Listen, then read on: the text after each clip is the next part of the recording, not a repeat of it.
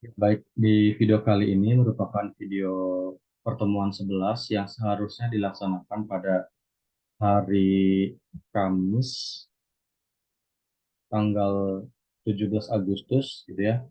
Karena bertepatan dengan hari kemerdekaan, jadi saya geser ke hari Sabtu ya. Jadi video ini merupakan video pengganti perkuliahan pertemuan 11 seperti itu. Oke, kita langsung saja ke materinya. Saya akan share screen. Ya, baik, di sini sudah muncul materi untuk pertemuan 11. Di materi pertemuan 11 ini yang akan saya bahas yaitu tentang sifat simetri, periodisitas, serta pendahuluan dari luas daerah.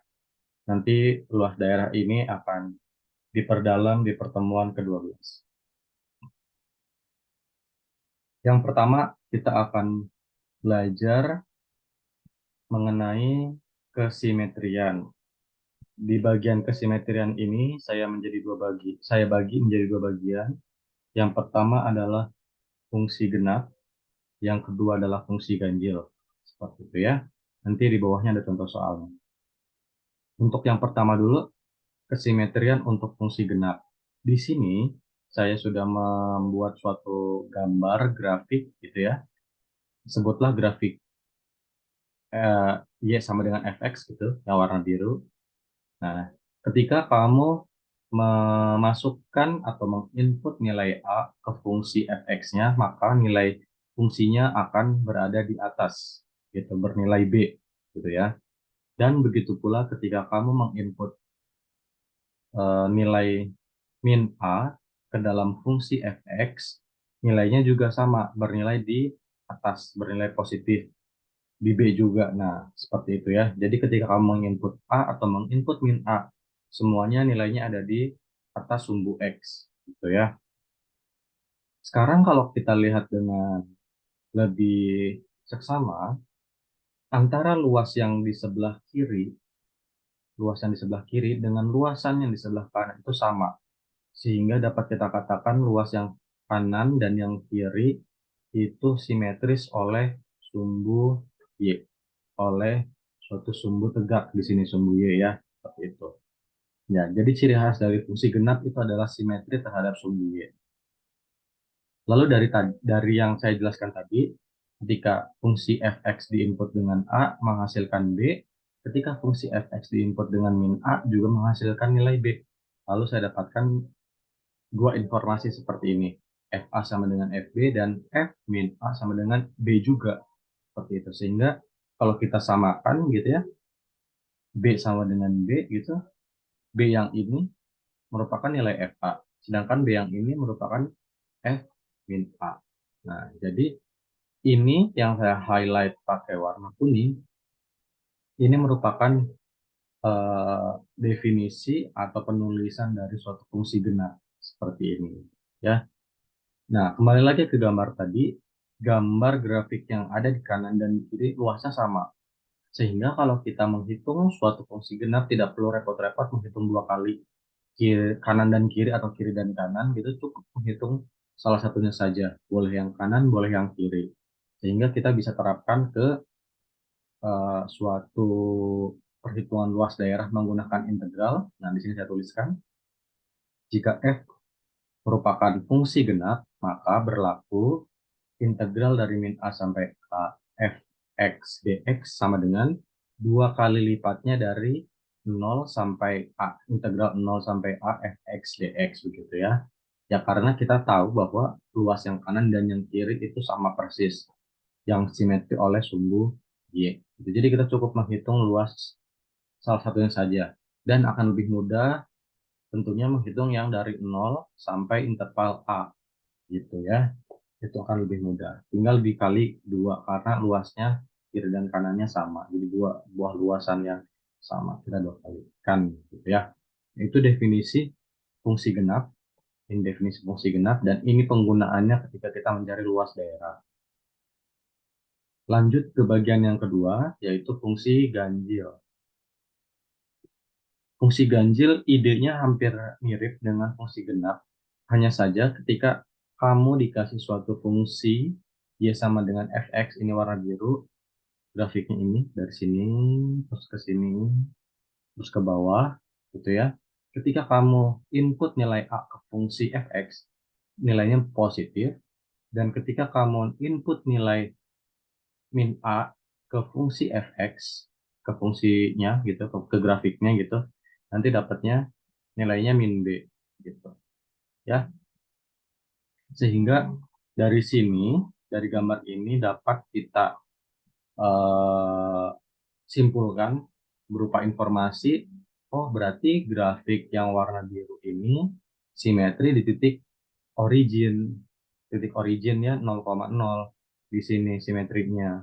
Tuh, makanya di sini saya pakai garis bantu putus-putus dengan warna merah gitu ya, karena dia simetri di titik asal. Sehingga ketika kita input nilai A ke fungsi fx menghasilkan nilai B, sedangkan ketika kita menginput nilai min A ke fungsi fx menghasilkan nilai min B. Gitu.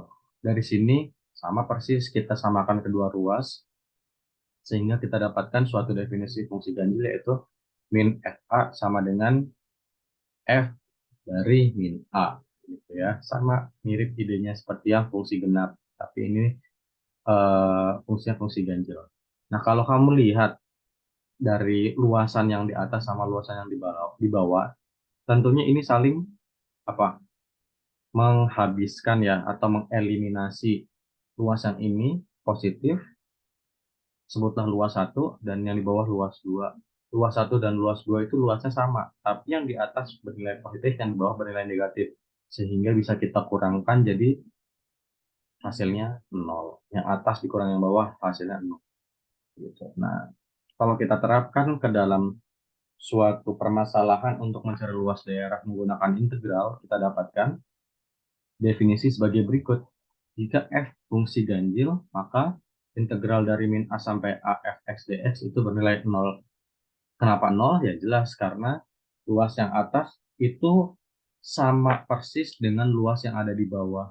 Sehingga luasnya ini saling menghabiskan atau mengeliminasi satu sama lain gitu ya.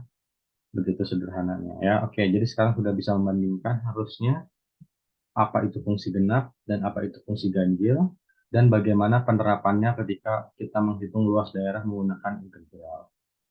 Oke, next kita ke contoh soal. Contoh, diberikan integral dari min 2 sampai 2 x sin pangkat 4x tambah x kuadrat kurangi x pangkat 3 dx. Kalau kamu mau menghitung integral ini secara langsung gitu ya, nggak pakai sifat fungsi ganjil, fungsi genap, mungkin bisa, tapi cukup repot.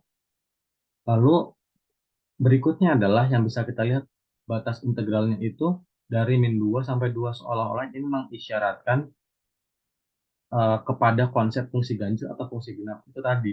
Gitu kan ya. Nah, jadi hati-hati dalam melihat suatu integral. Pertama kamu lihat batasnya, jangan-jangan dia bisa diarahkan ke fungsi ganjil, fungsi genap, lalu integrannya atau fungsi yang di dalamnya ini jangan-jangan ini terlalu sulit kalau kita kerjakan secara langsung menggunakan integral biasa tanpa melibatkan sifat-sifat atau definisi fungsi genap gitu ya. Nah, sekarang lebih baik kita kerjakan saja menggunakan ide dari fungsi genap dan fungsi ganjil supaya mempermudah perhitungan integral kita gitu. Nah, di sini yang x sin pangkat 4x dikurang x pangkat 3 saya gabungkan jadi satu paket atau kelompok. Sedangkan X kuadrat dia berdiri sendiri. Itulah sebabnya saya meng-highlight yang ini dan yang ini menjadi warna kuning, sedangkan yang hijau itu sendiri, berdiri sendiri. Nah, sekarang kita cek yang mana yang fungsi ganjil, fungsi genap. Sebenarnya kita belum tahu gitu ya, tapi dengan mengecek di sini nanti kita akan bisa mengidentifikasi mana yang fungsi ganjil dan mana fungsi genap. Misalkan yang hijau, ya di sini sudah dikasih tahu sih sebenarnya gitu ya. Tapi nanti pada kenyataannya kan kita nggak tahu mana yang genap, mana yang ganjil gitu ya. Nah, anggaplah ini kita nggak tahu, ya kita misalkan yang x kuadrat itu dengan gx gitu ya. Gx sama dengan x kuadrat, lalu kita ganti x-nya dengan min x, sehingga mengakibatkan buka kurung min x ditutup kurung pangkat min 2. Kalau dikuadratkan kan berarti negatifnya hilang ya, karena bernilai positif, sehingga G min X berubah menjadi X kuadrat. Oh, dari sini dan ini kita dapat simpulkan bahwa Gx sama dengan G min X. Oh, baru kita dapat kesimpulannya bahwa fungsi yang warna hijau ini adalah fungsi genap. Seperti itu.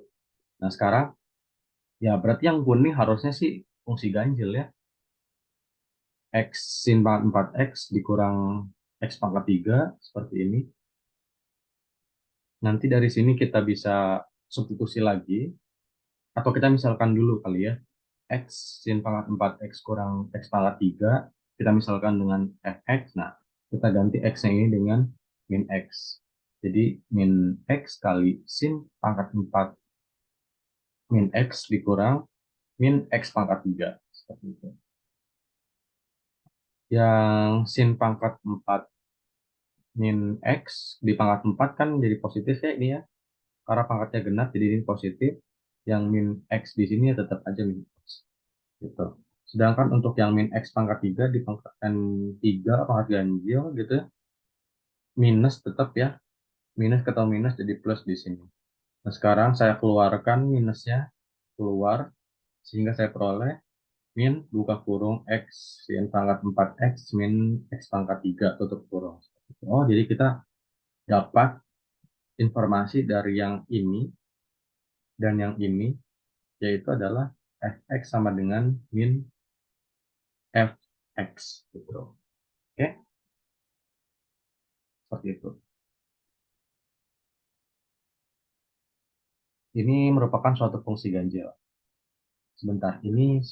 Mungkin saya agak sedikit keliru kali ya. Di bagian yang sini harusnya benar nggak? Ini min A. Ya, saya cek dulu ya. Ini harusnya FA atau min FA. Cek dulu sebentar. Kita hapus dulu. Kita, ini harusnya. Oh iya betul ya. Betul. Min F A sama dengan F min A. Ya betul. Ya, betul. Yang fungsi ganjil berarti harusnya di sini negatif ya harusnya ya. Di sini harusnya ini min. Nah, seperti itu. Oke. Nah, jadi kita sudah dapat dua informasi. Yang warna hijau itu merupakan fungsi genap dan yang warna kuning adalah fungsi yang ganjil.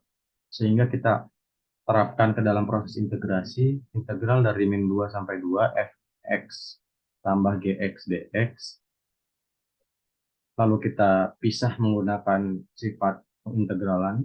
Jadi sama dengan integral dari min 2 sampai 2 fx dx ditambah integral dari min 2 sampai 2 gx dx. Karena yang hijau tadi itu adalah yang kuning maksud saya. Yang kuning adalah fungsi ganjil, yang fx adalah fungsi ganjil, sehingga yang ini, adalah fungsi ganjil, maka bisa langsung kita simpulkan nilainya 0. Karena luas yang atas itu mengurangi luas yang bawah. Luas yang bawah mengurangi luas atas sama aja ya. Seperti itu. Jadi yang ini nilainya 0 karena dia fungsi ganjil. Nah, sedangkan untuk yang fungsi genap, yang gx, dx, integral dari min 2 sampai 2, itu cukup menghitung satu kali aja. Tapi batas integralnya berubah dari min 2 sampai 2 menjadi 0 sampai 2, tapi dikalikan dengan 2. Seperti itu. Dikalikan dua kalinya, karena luasnya sama, simetris antara yang kanan dengan yang kiri. Gitu ya. Nah, sehingga 2 kali integral 0 sampai 2 dari x kuadrat dx. Betul ya, x kuadrat, karena fungsi gx-nya adalah x kuadrat. Dan integral dari x kuadrat dx adalah 1 per 3 x kuadrat. Masukkan batasnya 0 sampai 2. Sehingga kita dapatkan 2 kali 1/3 kali 2 pangkat 3 dikurangi 1/3 kali 0 pangkat 3. Ini ketika dihitung hasilnya adalah 8/3 dikalikan 2.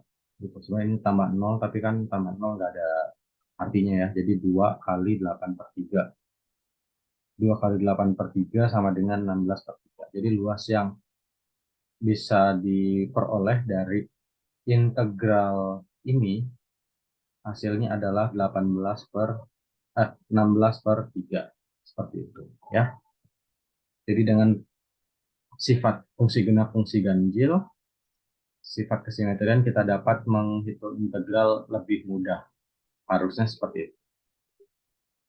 Yang kedua adalah keperiodikan.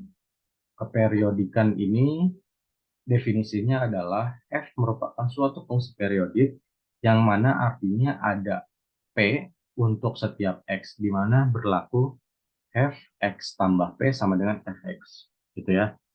Nah, sampai sini dulu, coba kita lihat grafik yang di sini. Di sini grafiknya dimulai dari yang paling kiri dan terus sampai berakhir di paling kanan.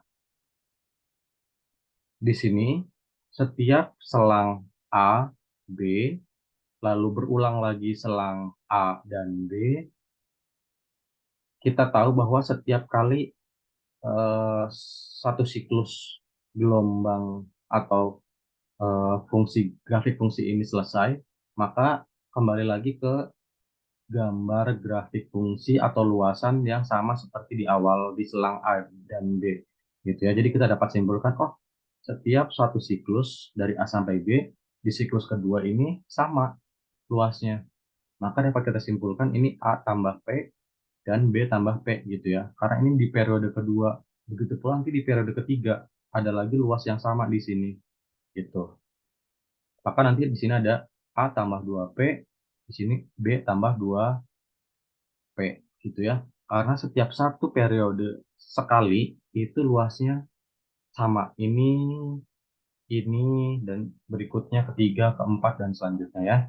Jadi setiap satu siklus memiliki luasan yang sama gitu ya.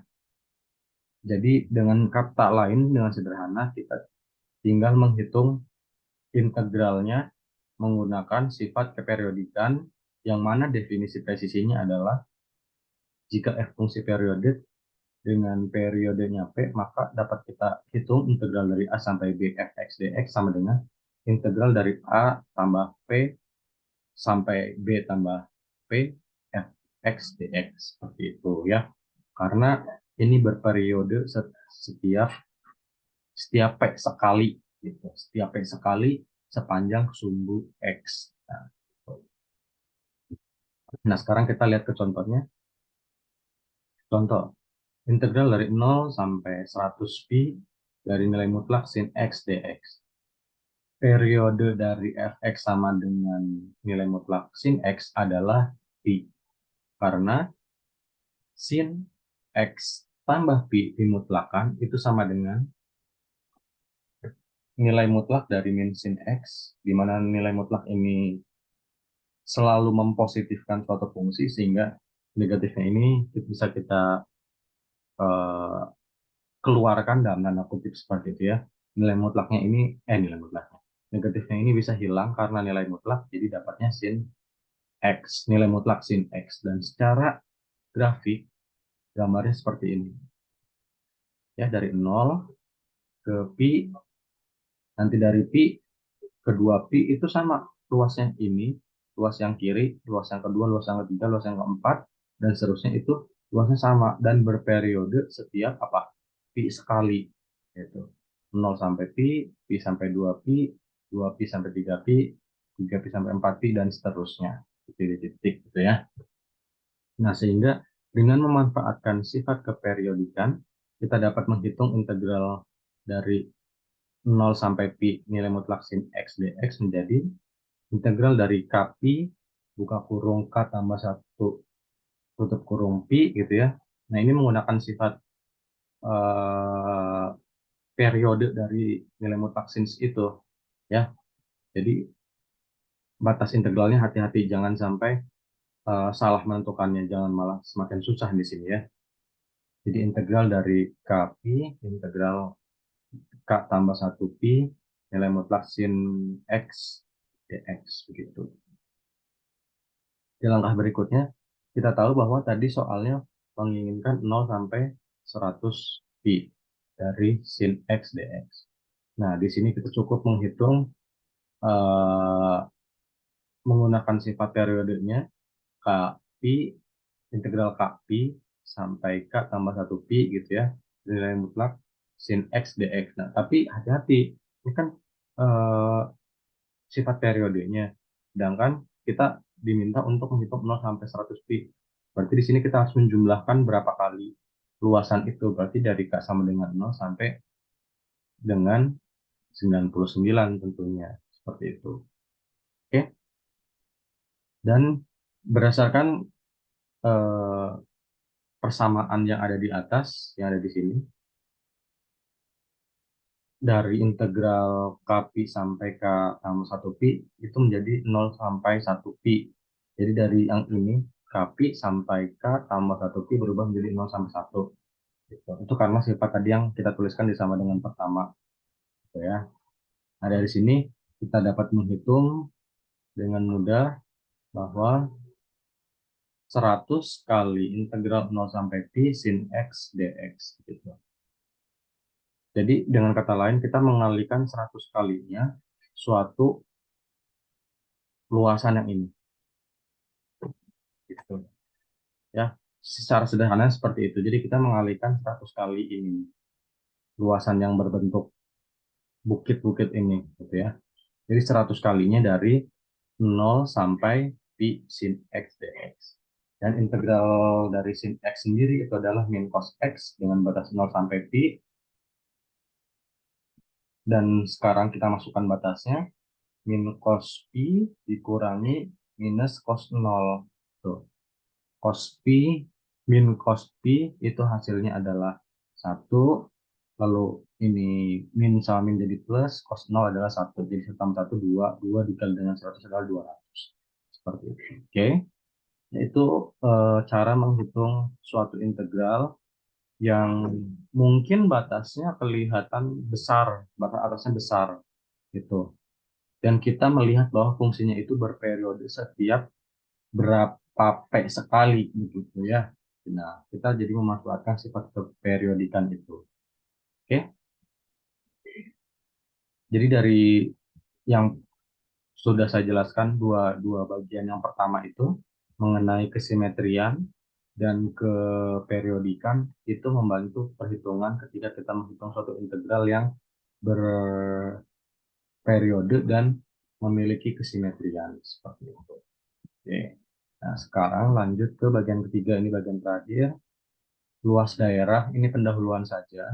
Bagaimana kalau ternyata luas daerahnya itu tidak bisa dihitung menggunakan sifat kesimetrian atau sifat keperiodikan, ya berarti kita menghitung secara integral saja gitu, integral menggunakan definisi luas daerah ya. Tapi core-nya dari yang saya jelaskan kali ini adalah memang menghitung luas daerah menggunakan integral seperti itu. Jadi kita harus memilih suatu metode yang tepat bagaimana menghitung luas daerah.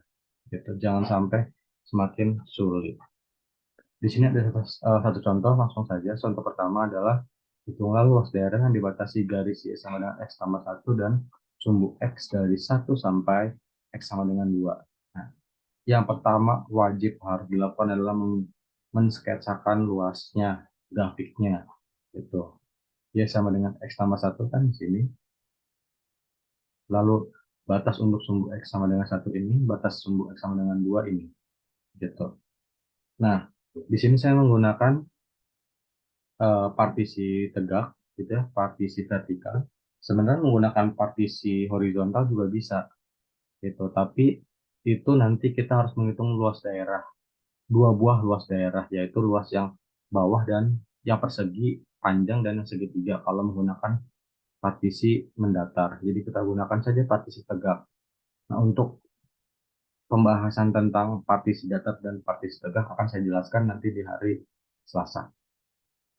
Nah, sekarang kita terima dulu bahwa kita akan menggunakan partisi tegak. untuk mempermudah perhitungan, sehingga luas daerah yang diminta adalah L sama dengan integral dari 1 sampai 2, dari 1 sampai 2, dari X tambah 1 dx, karena fungsinya adalah X tambah 1. Setelah kita integralkan, integral dari X adalah 1/2 X kuadrat, integral dari 1 adalah X, masukkan batasnya dari 1 sampai 2, dan kita peroleh 4 min 3/2, 4 kurang 3/2 adalah 5/2. Oke ya, ini yang dapat saya sampaikan. Nanti untuk yang tadi saya katakan, untuk menentukan luas daerah menggunakan partisi tegak dan partisi datar, akan kita bahas lebih dalam di kelas.